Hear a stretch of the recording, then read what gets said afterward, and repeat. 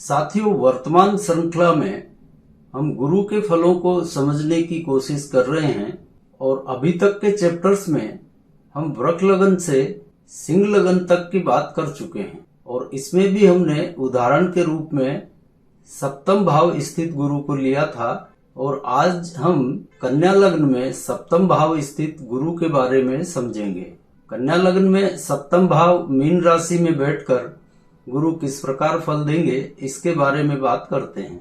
अब यहाँ पर एक विशेष बात आप ध्यान में रखिए कि गुरु की स्वराशि धनु चतुर्थ भाव में है, तो गुरु यहाँ पर चतुर्थेश हैं और जो भी दर्शक नए हैं वो कंफ्यूज नहीं हो, गुरु की सिर्फ धनु राशि ही है, मीन राशि केतु की होती है, जिसके बारे में हम पिछले चैप्टर्स में काफी विस्तार से बात कर चुके हैं। तो यहाँ पर आपको गुरु को सिर्फ चतुर्थेश मानकर ही चलना है, मीन राशि गुरु की नहीं है, इस बात का ध्यान रखिए। यदि मीन राशि को भी आप गुरु की समझ लेंगे तो फिर इसके फलों को समझने में कहीं ना कहीं चूक हो जाएगी और सारा ही मामला उल्टा होगा।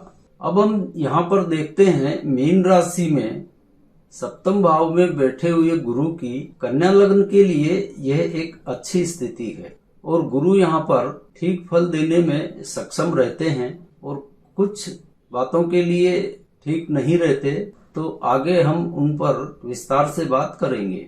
अब सबसे पहले तो हम देखते हैं कि गुरु यहाँ पर कौन से भाव एक्टिव करेंगे और कौन से भाव डीएक्टिवेट करेंगे और उनके क्या परिणाम मिलेंगे।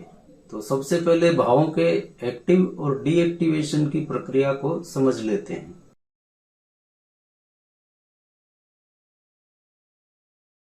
अब यहाँ पर कन्या लग्न की इस कुंडली में गुरु सप्तम भाव मीन राशि में बैठे हैं। गुरु यहाँ पर चतुर्थेश हैं और अपने भाव से चतुर्थ ही बैठे हुए हैं, तो यहाँ पर चतुर्थ भाव एक्टिवेट हो जाएगा। अब गुरु की उच्च राशि कर्क एकादश भाव में है, तो एकादश भाव भी एक्टिव होगा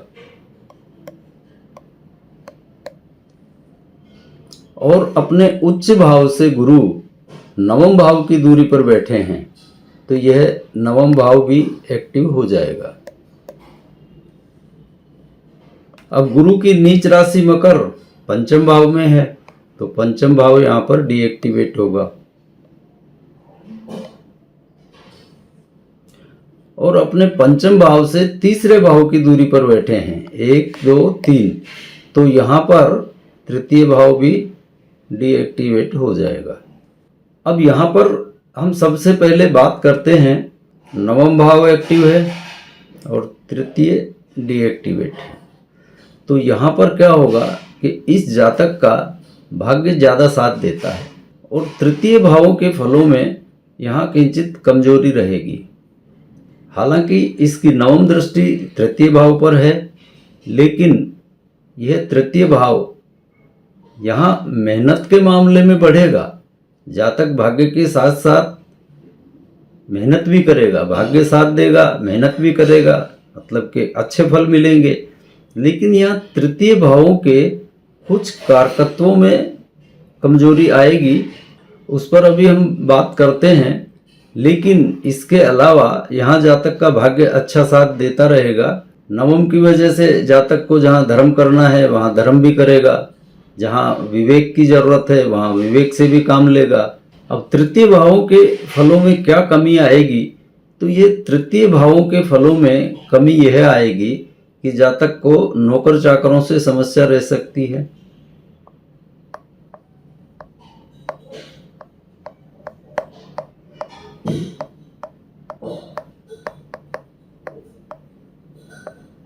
यदि ये नक्षत्रपति होगा तो अनुज नहीं होंगे।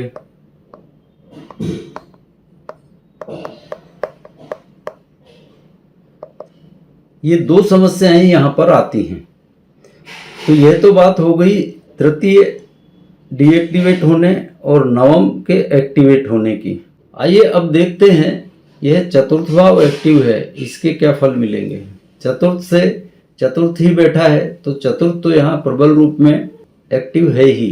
तो तो इस चतुर्थ के एक्टिव होने के कारण और स्वयं चूंकि यह चतुर्थेश ही है गुरु, तो यहाँ जातक को स्वार्जित संपत्ति बनाने में, सुख साधनों को जुटाने में कोई परेशानी नहीं आती, बल्कि सुख साधन, स्वार्जित संपत्ति, वाहन ये आराम से बन जाते हैं। बिना किसी विशेष प्रयत्न के ही सुख साधन ये जुटा लेता है। लेकिन अब इस चतुर्थ के साथ ध्यान दीजिए, जब यह सप्तम भाव एक्टिव होगा, सप्तम भाव जब एक्टिव होगा तो यहाँ पर चतुर्थ और सप्तम, चतुर्थ और सप्तम ये दोनों जब एक्टिव होंगे एक साथ, तो ये जातक को प्रेम प्रसंगों में उलझा देते हैं। किसी न किसी विपरीत लिंगी से संबंध बन जाते हैं। भले ये दशा अविवाहित अवस्था में आए तो बन जाएंगे, और विवाह के पश्चात भी आए तो पोस्ट मैरिटल अफेयर्स भी करवा देता है।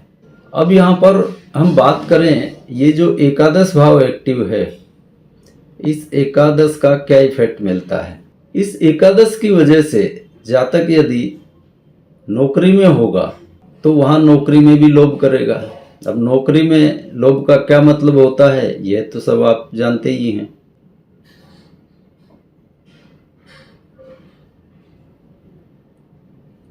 और मान लीजिए इस दशा में यह जातक नौकरी नहीं करते हुए यदि अपना व्यापार करता हो, तो यह जातक 1 रुपये की वस्तु को 20 रुपये में बेच सकता है। वहाँ पर इसका विवेक कोई इसको सहारा नहीं देता। मतलब यह कंजूसी से व्यापार करता है, पूरे लोभ से व्यापार करता है, या ये कह लें कि ज़रूरत से ज़्यादा मुनाफे की प्रवृत्ति इस जातक की होती है। यदि यह अपना व्यापार करता हो तो ज़रूरत से ज़्यादा लोभ ये व्यापार में, और उसी से कमाता है। और इस मामले में कोई रहम बहम का काम नहीं है। व्यापार है, मेरी चीज़ है, 10 रुपये में मिल रही है दूसरी जगह, मैं 100 में ही बेचूंगा। इसकी ऐसी प्रवृत्ति हो जाती है। अब यहाँ पर आप देख रहे हैं कि यह एकादश भाव यह एक्टिव है, तो यह यदि संतानोत्पत्ति का समय हो तो यहाँ पर कन्या संतान का ही सुख मिल पाता है। पुत्र संतान में यहाँ पे दिक्कत जाती है। और एक बात समझ लीजिए कि इस दशा में यदि जातक को कन्या संतान हो गई तो समझ लीजिए इसके भाग्य के दरवाजे खुल गए। यह कन्या इसके लिए बहुत भाग्यशाली होती है। इसके पैमाने बदल जाते हैं, सारे उन्नति के रास्ते इसके खुल जाएंगे कन्या संतान के होते ही। यानी कन्या संतान का होना इसके भाग्य के दरवाजे खोल देता है। अब यहाँ पर देखिए, पंचम भाव डीएक्टिवेट है और एकादश भाव एक्टिव है। ये डीएक्टिव है और ये एक्टिव है एकादश भाव। तो इसका क्या परिणाम होगा? तो इस दशा में यदि यह पुत्र संतान का ख्वाहिशमंद है तो वह ख्वाहिश पूरी होना बहुत मुश्किल है। पुत्र संतान इस दशा में होना जरा टेढ़ा ही काम है। और अब मान लीजिए इसको पहले से ही पुत्र संतान हो तो इस दशा काल में पुत्र के साथ संबंध खराब हो जाएंगे। चाहे जो भी कारण हो, इस दशा काल में पुत्र संतान के साथ में कुछ ना कुछ खटपट लगी रहेगी। यानी पिता और पुत्र एक छत के नीचे आराम से रह पाएं, ऐसा इस दशा में यह गुरु नहीं होने देता। तो एक तो इस मामले में ये खराब करता है पंचम के डीएक्टिवेट होने की वजह से। हाँ, इस दशा काल में यदि पुत्र संतान विवाह योग्य आयु में है तो पुत्र का विवाह अवश्य हो जाता है।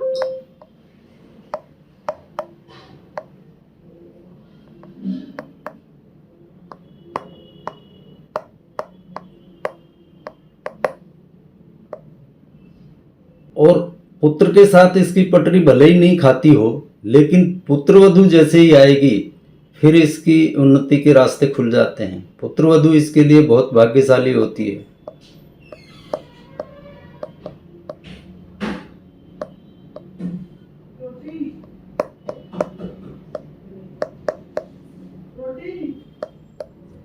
अब यहाँ तक तो हमने इस गुरु के सामान्य फलों के बारे में बात कर ली है।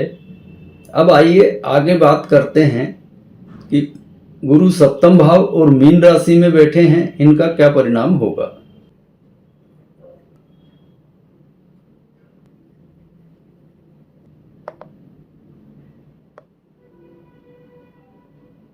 अब यहां पर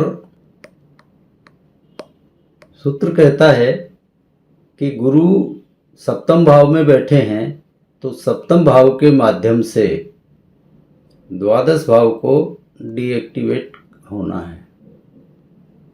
जब भी ये सप्तम एक्टिव होगा तो द्वादश यहां पर डीएक्टिवेट हो जाएगा। तो इस द्वादश की वजह से, द्वादश डीएक्टिवेट होने की वजह से जातक के स्वभाव में कंजूसी आ जाती है।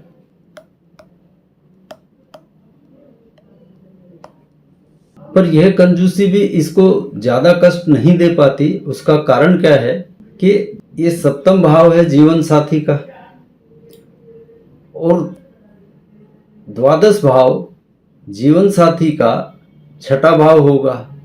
छठा भाव है कंजूसी का। तो यहाँ पर जीवन साथी की कंजूसी समाप्त होगी तो इसका जो जीवन साथी है वह खूब खर्चीला होगा। यानी ये स्वयं तो कंजूस होगा पर जीवन साथी है वो रईस होगा खर्च करने में, खुले हाथ खर्च करने वाला होगा। तो ये लाख कोशिश कर ले कंजूसी करने की, लेकिन कंजूसी कर नहीं पाता क्योंकि जीवन साथी की वजह से खर्च करना ही पड़ता है।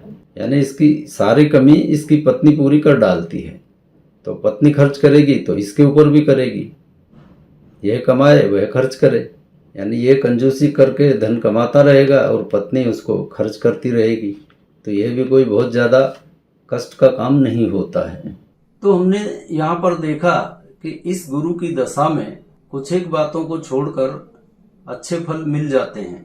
पुत्र को लेकर जो परेशानियां हमने बताई तो उस मामले में भी यह गुरु समस्या पैदा करता है।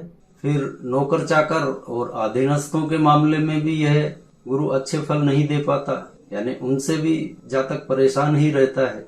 बाकी ज्यादा कोई परेशानी इस दशा में नहीं आती। सिर्फ पुत्र और नौकर ये दो ही परेशानी का कारण बनते हैं। और एक बात और रह गई है, यदि इस दशा काल में जातक का शिक्षा काल चल रहा हो, यानी छात्रावस्था में यह दशा आए तो शिक्षा भी ठीक प्रकार से पूरी हो जाती है। उसमें भी कोई व्यवधान उत्पन्न यह गुरु नहीं करता।